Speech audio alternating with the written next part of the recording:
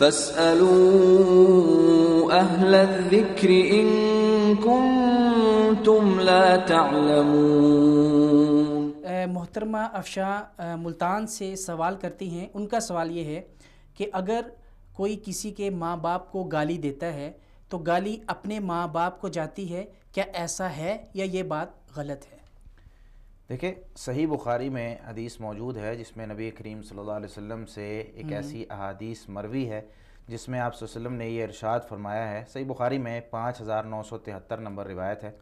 عبداللہ بن عمر رضی اللہ تعالیٰ عنہ فرماتے ہیں رسول اللہ صلی اللہ علیہ وسلم نے فرمایا ان من اکبر الکبائر ان یلعن الرجل والدیہ، کبیرہ گناہوں سے، یعنی کبیرہ جتنے بھی گناہ ہیں ان میں سے بڑا گناہ یہ ہے کہ آدمی اپنے والدین پر لعنت کرے۔ صحیح۔ اب صحابہ کرام حیرانی سے پوچھتے ہیں قیل یا رسول اللہ وکیف یلعن الرجل والدیہ، آدمی اپنے والدین پہ لعنت کیسے کر سکتا ہے، کیسے کرے گا لعنت؟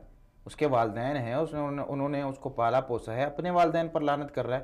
تو آپ صلی اللہ علیہ وسلم نے پھر سبب بتایا کہ یسب الرجل ابا الرجل فیسب اباہ ویسب امہ، کہ ایک آدمی دوسرے آدمی کے والد کو گالی دیتا ہے تو وہ بدلے میں اس کے والد کو، اس کی ماں کو گالی دیتا ہے، اس کے باپ اس کی ماں کو گالی دیتا ہے، تو یہ ایک سبب بنتا ہے۔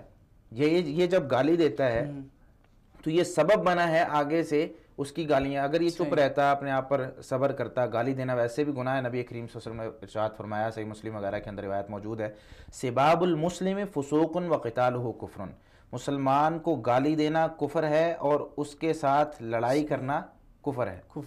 گالی دینا، سباب المسلم فسوق، مسلمان کو گالی دینا فسوق گناہ ہے اور اس کے ساتھ لڑائی کرنا کفر ہے۔ یہ حدیث نبی کریم صلی اللہ علیہ وسلم سے ثابت ہے۔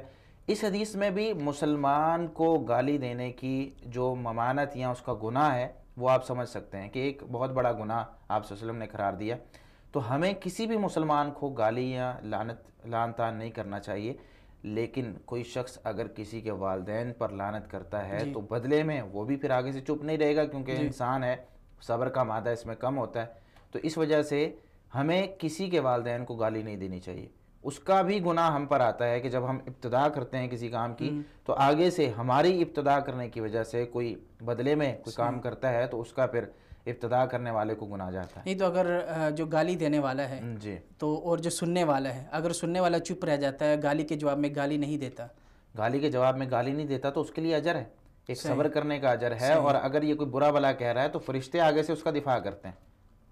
اگر وہ چپ رہتا ہے تو اس کے لیے بہت بڑا اجر بھی ہے، لیکن اگر وہ گالی دیتا ہے تو وہ ثواب اور فرشتوں کی اور وہ سارا اجر وہ اس کا ضائع ہو جاتا ہے، لیکن ابتدا کرنے والا وہ زیادہ اس میں گناہگار ہوتا ہے۔ واللہ فاسألوا اہل الذکر ان کنتم لا تعلمون۔